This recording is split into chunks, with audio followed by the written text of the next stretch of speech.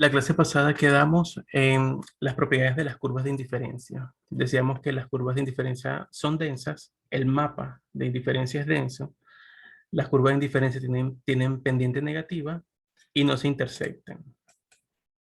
Adicionalmente, la idea de las curvas de indiferencia viene de las curvas de nivel de los mapas topográficos.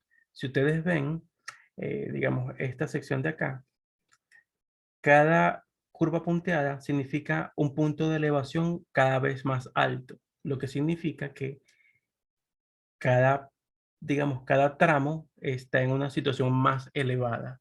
Entonces de ahí partimos a entender que las curvas de indiferencia es como cortar una parte de esos tramos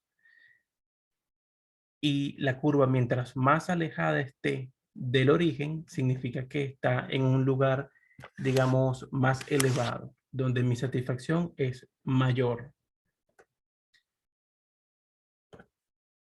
Adicionalmente, las curvas de indiferencia tienen la propiedad de convexidad y esto se debe al principio de utilidad marginal decreciente. Eh, Cuando nos ubicamos en un punto como el A y pasamos al punto como el B, la persona está dispuesta a renunciar de todo este tramo del bien Y para adquirir un poco del bien X. A eso se le llama la tasa marginal de sustitución. Esta tasa marginal de sustitución viene a ser la pendiente de la curva de indiferencia. Fíjense que cuando pasamos de un punto C al D, estoy dispuesto a sacrificar este poco del bien Y a cambio de este tramo del bien X. Veámoslo así. En la situación 1, yo estoy dispuesto a renunciar todo este tramo del bien Y a cambio de este poquito del bien X. Y cuando estoy en una situación como la 2, estoy dispuesto a sacrificar este poquito del bien Y a cambio de todo este tramo del bien X. La situación se invierte. Y esto es porque en la medida en que la persona se va trasladando por la curva de indiferencia, significa que va consumiendo cada vez más del bien X, por lo tanto, su utilidad marginal va cayendo. Al contrario, cada vez va a tener menos del bien Y, por lo tanto, la utilidad marginal esperada va a ser mayor. Y por tanto, las valoraciones relativas cambian.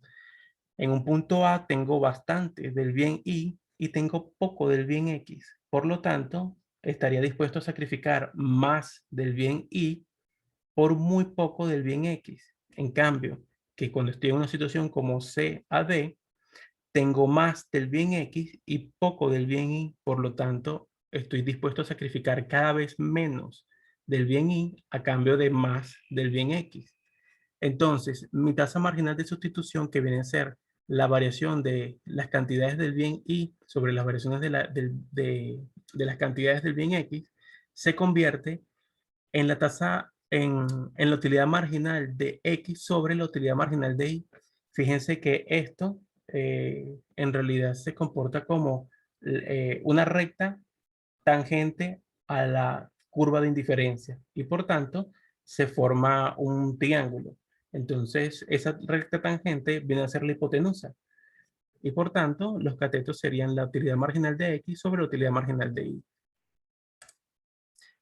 Hay casos especiales en los que las curvas de indiferencia no son convexas como las que vimos hace un momento, sino que tienen esta forma como de L. Eso significa que estamos hablando de bienes complementarios. Estos son bienes que se deben consumir en proporciones fijas, digamos, zapato izquierdo y zapato derecho. Si es una moto, son dos cauchos. Las proporciones siempre deben ser en la misma cantidad y deben ser fijas y mientras más me alejo del origen, mayor satisfacción tengo, pero la combinación es fija. Es decir, si aquí tenemos una moto, dos cauchos, en la siguiente tendremos dos motos, cuatro cauchos. Y en la siguiente serían tres motos, seis cauchos. Si yo tengo, digamos, una moto y le quiero poner cinco cauchos, me mantengo en la misma curva de indiferencia porque no hago nada con los cauchos restantes. Por lo tanto, siempre se deben consumir en una proporción fija. La tasa marginal de sustitución en estos casos, yo coloco aquí que es infinita. En realidad se produce como una indeterminación, porque si partimos de la recta vertical, estaríamos hablando de que es cero, y si partimos del punto horizontal, sería infinito.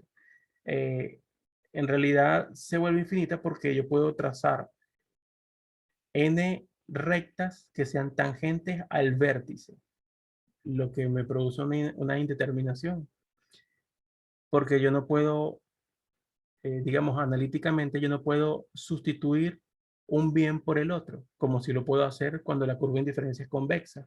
Aquí no lo puedo hacer porque es ilógico. Si yo sustituyo un caucho por otra moto, pues me ubico en el mismo nivel de satisfacción, no estoy haciendo nada. Tenemos también el caso de los bienes sustitutos perfectos, en los que la tasa marginal de sustitución es una constante. Y esto se debe a que estas curvas de indiferencia en realidad son rectas, y por ser rectas, la pendiente de la recta es una constante. Eso significa que la tasa a la que yo puedo, a la que estoy dispuesto a renunciar de y a cambio de x siempre va a ser igual, porque la utilidad marginal de x sobre la utilidad marginal de y va a ser constante. Es decir, como son perfectos, son perfectamente sustituibles, la utilidad marginal que voy a obtener de x va a ser exactamente igual a la utilidad marginal que voy a renunciar de y. Por lo tanto, siempre me voy a mantener en la misma situación. En estos casos, las personas generalmente eligen una solución de esquina. Eh, el ejemplo que generalmente se utiliza es el de la Coca-Cola y la Pepsi-Cola, en los que las personas siempre eligen una u otra, no hay un punto medio.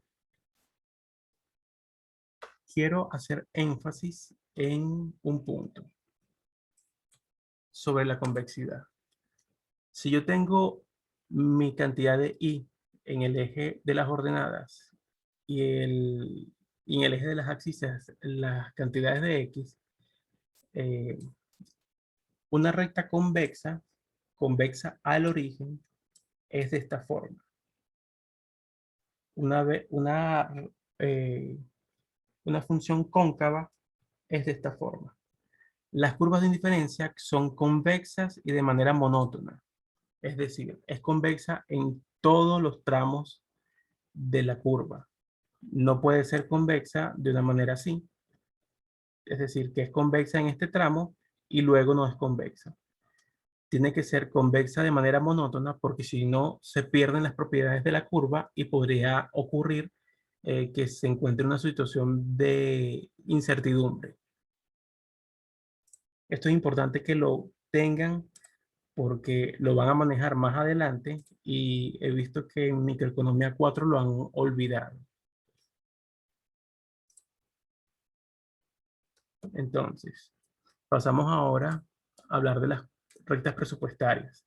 Fíjense que anteriormente hablábamos de las curvas de indiferencia, lo que significa que estamos hablando de lo que deseo. Cuando hablamos de las rectas presupuestarias, estamos hablando de lo que puedo comprar.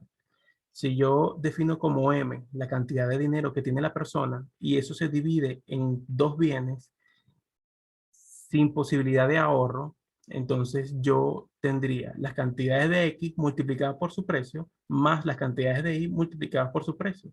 Y ese dinero lo distribuyo en estos dos bienes. Si yo despejo las cantidades de Y que puedo comprar, tendría entonces que sería M sobre el precio de Y menos las cantidades de X por precio de X sobre el precio de Y. Este término es sumamente importante porque el precio de X sobre el precio de Y es igual a la pendiente de la recta presupuestaria y económicamente significa que son los precios relativos. Esto ya lo hemos comentado antes. Los precios relativos influyen sobre las decisiones de compra. Si el precio relativo varía, es decir, la pendiente de la recta presupuestaria, la decisión de compra también varía. Entonces, ¿cuánto es lo máximo que puedo comprar de Y? Pues sería M sobre el precio de Y y lo máximo que puedo comprar de X sería M sobre el precio de X. Y tenemos nuestra recta presupuestaria. Yo puedo comprar todo lo que está en este triángulo, en esta área que se está formando, inclusive sobre la línea que me define el área, es decir, eh, sobre esta recta presupuestaria. La recta puede desplazarse hacia afuera si el valor M aumenta, lo que significa que yo tendría más dinero para comprar, y si se contrae o si se desplaza hacia la izquierda, es porque el M se ha reducido y significa que tengo menos dinero para comprar. Pero en este caso, en cualquiera de estos casos, la relación de precios se mantiene igual, porque ninguno de los dos precios se ha modificado. Distinto a que alguno de los precios varíe. Supongamos que el precio de X se incrementa, entonces yo me podía ubicar en este punto. Como se incrementó el precio de X, cuando yo divido M entre el precio de X, se me contrae y ahora puedo comprar esta cantidad. Fíjense que el origen en las cantidades de Y se mantiene igual porque el precio de Y no ha variado. En este caso, si yo antes podía consumir toda esta área, lo que puedo consumir ahora se ha reducido a un triángulo más pequeño. La relación de precios ha variado y la decisión de compra irá a variar también. Entonces, ¿cuál es la decisión óptima? Será aquella en la que la tasa marginal de sustitución se iguale a la relación de precios. Fíjense bien. Yo tengo tres curvas de indiferencia, U1, U2 y U3. U3 queda descartado inmediatamente porque está por fuera de la recta presupuestaria, lo que significa que no tengo dinero para comprar ninguna de las combinaciones de bienes que me ofrece U3. U1 lo puedo adquirir desde el punto en que se intersectan y todo el área que comprende dentro de la recta presupuestaria. Pero si lo hago, estaría desaprovechando recursos porque pudiendo estar en U2, estoy eligiendo U1. Es decir, pudiendo estar en una situación de mayor satisfacción, estoy eligiendo una de menor satisfacción. Eso sería ilógico y estaríamos violando el principio de insaciabilidad. Por tanto, elijo el punto U2, perdón, la curva de indiferencia U2 en el punto A.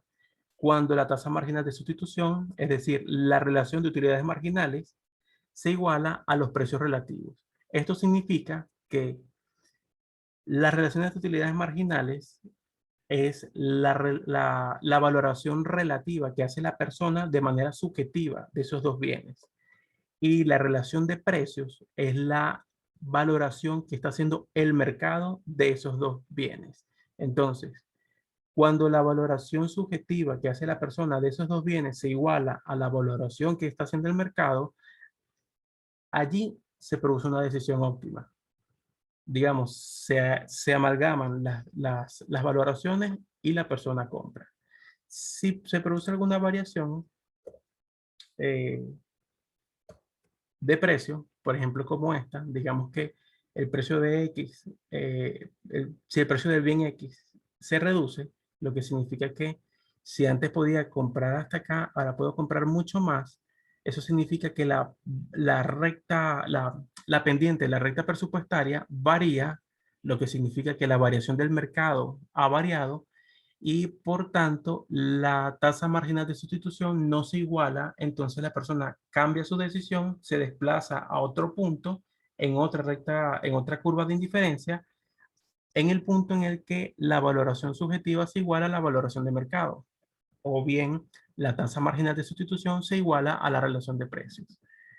Puede ocurrir también que mi renta aumenta, lo que significa que mi recta presupuestaria se desplaza, puedo ubicarme en una curva de indiferencia superior, pero fíjense que la pendiente de la recta sigue siendo exactamente igual, lo que significa que estaría aumentando la cantidad de Y y la cantidad de X en la misma proporción para mantener la misma pendiente que se iguale a la pendiente de los precios relativos, es decir, a la pendiente de la recta presupuestaria. Esto es todo por el tema, lo que significa que nos toca ahora hacer la evaluación. Como les he recomendado hasta el momento, deben leer el libro de Pindyck, tienen el libro de Miller y Meiners, y tienen el libro de Robert Frank. De hecho, tienen algunos más, pero les recomiendo mínimo esos para practicar estos temas.